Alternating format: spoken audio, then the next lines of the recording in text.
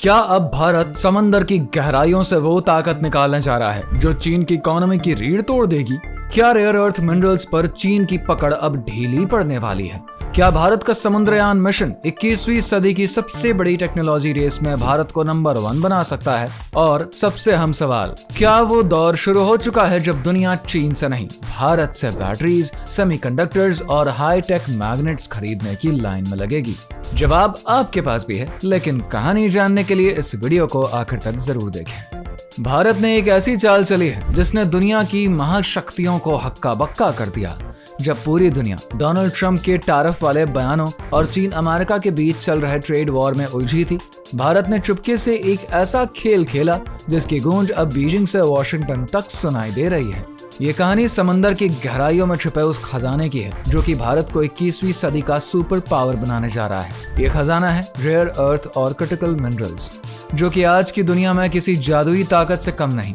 ये वो मेटल्स हैं जिनके बिना ना तो स्मार्टफोन बन सकते हैं, ना इलेक्ट्रिक गाड़ियां चल सकती हैं और ना ही मिसाइलें और फाइटर जेट्स उड़ान भर सकते हैं। अभी तक इस खजाने पर चीन का कब्जा था, जो दुनिया का 80 से 90% रेयर अर्थ सप्लाई करता था।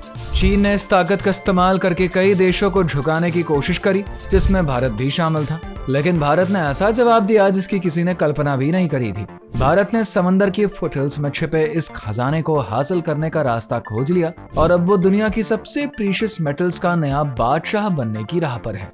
ये कहानी शुरू होती है भारत की उस खामोश लेकिन बेहद साहसिक रणनीति से जिसने चीन जैसे दिग्गज को हिला कर रख दिया। जब चीन ने भारत को रेयर अर्थ मिनरल्स की सप्लाई रोककर दबाव डालने की कोशिश करी, वही रेयर एलिमेंट्स जो कि मोबाइल, मिसाइल और सेमीकंडक्टर से लेकर सैटेलाइट्स तक हर मॉडर्न टेक्नोलॉजी की रीढ़ होती है, तब भारत झुका नहीं। भारत ने चुपचाप एक ऐसा गेम प्लान तैयार किया जो कि डिप्लोमेटिक भी था और साइंटिफिक भी।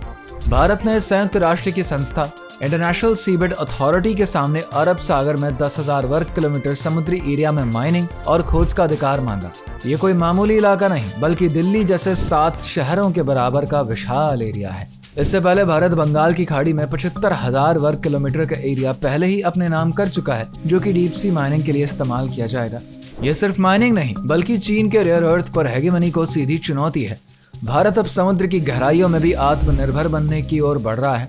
ये वही भारत है जो दुश्मनों को बिना शोर किए शांति से मात देना जानता है। जब चीन ये सोच रहा था कि भारत रेयर अर्थ मिनरल्स के लिए हमेशा उसकी दया पर निर्भर रहेगा, तब भारत ने समुद्र की गहराइयों में उतरकर एक नया इतिहास लिखने की ठान ली। यह है भारत का मिशन समुद्रयान, एक ऐसा प्रोजेक्ट जो कि सिर्फ तकनीकी मिशन नहीं, बल्कि आत्मनिर्भर भारत का वो सपना है जो अब पानी के नीचे साकार हो रहा है। इसका मकसद है समुद्र की फुटहिल्स से उन रेयर मेटल्स को निकालना जो कि आने वाले समय की सबसे कीमती पूंजी है। कोबाल्ट, निकल, कॉपर, मैंगनीज और प्लैटिनम, ये वो धातुएं हैं जो कि आधुनिक टेक्नोलॉजी की नींव है। चाहे बात हो बैटरियों की, सेमीकंडक्टर्स की, सोलर पैनल्स की या फिर हाईटेक डिफेंस सिस्टम की, इन सबकी रगों में यही मेटल्स बहते हैं। लेकिन इन्हें समंदर की 6,000 मीटर गहराई से निकालना आसान नहीं। वहाँ का दबाव इतना खतरनाक होता है कि स्टील भी मोम जैसा पिघल सकता है। सूरज की रोशनी वहां तक नहीं पहुंचती और तापमान 0 के करीब होता है। ऐसी सिचुएशन में काम करने के लिए जिस लेवल की सबमरीन टेक्नोलॉजी और अंडर वाटर रोबोटिक्स की जरूरत होती है, वो आज भी सिर्फ अमेरिका, रूस, जापान और चीन जैसे देशों के पास थी। लेकिन अब भारत भी इसी लीग में शामिल हो चुका है, और वो भी अपनी खुद की इंडिजिनस तकनीक के साथ। भारत ने किसी विदेशी तकनीक का इंतजार नहीं किया, बल्कि खुद पर भरोसा करते हुए अपनी इंडिजिनस तकनीक विकसित करने का फैसला किया। इसी आत्मनिर्भर सोच के तहत मिनिस्ट्री ऑफ अर्थ साइंसेज और इसरो जैसे संस्थान मिलकर एक ऐतिहासिक मिशन पर काम कर रहे हैं, समुद्रयान। इस मिशन के सेंटर में है भारत का पहला इंडिजिनस मैन्ड सबमरीन मत्स्य 6000, जो कि 3 वैज्ञानिकों को लेकर 6,000 मीटर की समुद्री गहराई तक जा सकेगा। ये यान न सिर्फ समुद्र की रहस्यमयी दुनिया से पर्दा उठाएगा, बल्कि वहां मौजूद पॉलीमेटालिक नोड्यूल्स को निकालने की तकनीक भी टेस्ट करेगा। ये छोटे छोटे पत्थर जैसे नोड्यूल्स असल में कोबाल्ट, निकल, कॉपर और रेयर प्लैटिनम जैसे बेशकीमती मेटल से भरे होते हैं, जहां पर फ्रांस और साउथ कोरिया जैसे देश अभी इस दिशा में रिसर्च कर ही रहे हैं। वहीं भारत ने इस फील्ड में अपनी तेज रफ्तार और वैज्ञानिक क्षमताओं से सबको हैरान कर दिया। भारत का ये मिशन सिर्फ मिनरल निकालने तक ही सीमित नहीं है, ये एक स्ट्रैटेजिक मास्टर स्ट्रोक है। अरब सागर, हिंद महासागर और मॉरिशस के पास का समुद्री एरिया जहां भारत माइनिंग करने जा रहा है, स्ट्रैटेजिक विजन से भी बेहद ही महत्वपूर्ण है। ये वो इलाके हैं जहां से दुनिया का ज्यादातर समुद्री व्यापार होता है भारत ने इन क्षेत्रों में अपनी मौजूदगी बढ़ाकर चीन की स्ट्रिंग ऑफ पर्ल्स स्ट्रैटेजी को करारा जवाब दिया है।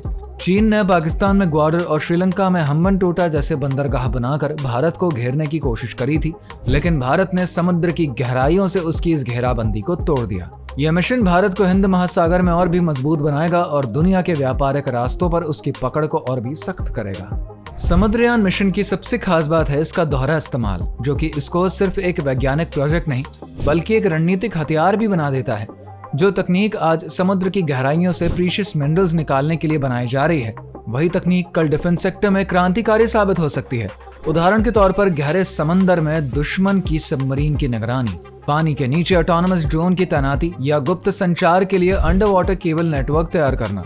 ये एक ऐसा कदम है जो एक तीर से कई निशाने लगाता है। भारत अब न सिर्फ मिनरल्स के मामले में चीन को टक्कर देगा, बल्कि उसकी सैन्य तैयारियों पर भी सीधा असर डालेगा। भारत के पास पहले से ही जमीन में 69 लाख टन रेयर अर्थ का भंडार मौजूद है, लेकिन समस्या रिफाइनिंग और मैन्युफैक्चरिंग मैग्नेट्स की तकनीक में पिछड़ने की थी, जिसकी वजह से हमें चीन से इंपोर्ट करना पड़ता था। लेकिन अब भारत इस पूरी सप्लाई चेन को अपने कंट्रोल में लेने की रणनीति पर काम कर रहा है। अब योजना यह है कि पहले समंदर से कच्चा माल निकाला जाए, फिर उसको स्वदेशी रिफाइनरीज में शुद्ध किया जाए और अंत में उससे हाईटेक मैग्नेट और डिफेंस प्रोडक्ट्स को बनाया जाए। जब ये चक्र पूरा होगा और भारत पूरी तरीके से आत्मनिर्भर हो जाएगा। समुद्रयान मिशन भारत को सिर्फ आत्मनिर्भर ही नहीं बनाएगा, बल्कि उसे रेयर अर्थ जैसे कीमती मिनरल्स का एक बड़ा निर्यातक भी बना देगा। और आने वाले समय में जब दुनिया की हाईटेक कंपनीज को सेमीकंडक्टर्स, बैटरीज या सोलर पैनल्स बनाने के लिए रेयर अर्थ एलिमेंट्स और मिनरल्स की जरूरत होगी, तो वो चीन नहीं भारत का दरवाजा खटखटाएंगी। ये सिर्फ आर्थिक बदलाव नहीं होगी, बल्कि एक रणनीतिक क्रांति होगी। आज अमेरिका, जापान और यूरोप जैसे देश चीन की सप्लाई चेन पर निर्भरता से परेशान हैं, और ऐसे में भारत उनके लिए भरोसेमंद ऑप्शन बनकर उभरा है। भारत की एक खामोश लेकिन लॉन्ग टर्म स्ट्रैटेजी उसे ग्लोबल प्लेटफॉर्म पर एक निर्णायक ताकत बना देगी, जिसे कि अनदेखा करना नामुमकिन होगा। ये वही भारत है जो अब तक खनिजों के लिए इंपोर्ट पर निर्भर था, लेकिन अब वो ही भारत दुनिया को सप्लाई करेगा, और यही है असली आत्मनिर्भरता की जीत। भारत का ये मिशन 21वीं सदी के सबसे बड़े खजाने को हासिल करने की दिशा में एक ऐतिहासिक कदम है। जैसे पिछली सदी में खाड़ी देशों ने तेल के दम पर पूरी दुनिया की इकोनॉमी को अपनी मुट्ठी में कर लिया था, वैसे ही अब भारत रेयर अर्थ और क्रिटिकल मिनरल्स के जरिए टेक्नोलॉजी और डिफेंस इंडस्ट्री की दिशा तय करने जा रहा है। ये सिर्फ माइनिंग का मिशन नहीं, बल्कि ग्लोबल लीडरशिप की बुनियाद है।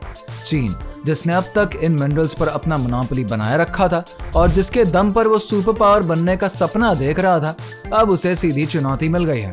भारत ने उसकी सबसे बड़ी ताकत पर ऐसा प्रहार किया जिससे वो बैकफुट पर आ गया है। और खास बात यह है कि भारत ये सब बिना शोर शराबे के संगठित रणनीति और स्वदेशी तकनीक के दम पर कर रहा है। ये वही नया भारत है जो अब सिर्फ अपनी जरूरतें पूरी करने की सोच नहीं रखता, बल्कि अब दुनिया को अपनी शर्तों पर चलाना भी जानता है। ये मिशन उस इच्छा शक्ति का प्रतीक है जो चुनौतियों को मौके में बदलने का हुनर रखती है। समुद्र की गहराइयों से निकलने वाला ये खजाना भारत को सिर्फ रिसोर्सेज नहीं देगा, बल्कि वो शक्ति देगा जो कि भारत को आने वाले 100 सालों तक ग्लोबल प्लेटफॉर्म पर नंबर 1 रखेगा। वैसे इस बारे में आपकी क्या राय है, नीचे कमेंट करके बताइए। और अगर आप हमारे चैनल पर नए आए हैं तो हमारे चैनल को सब्सक्राइब करना बिल्कुल ना भूलें।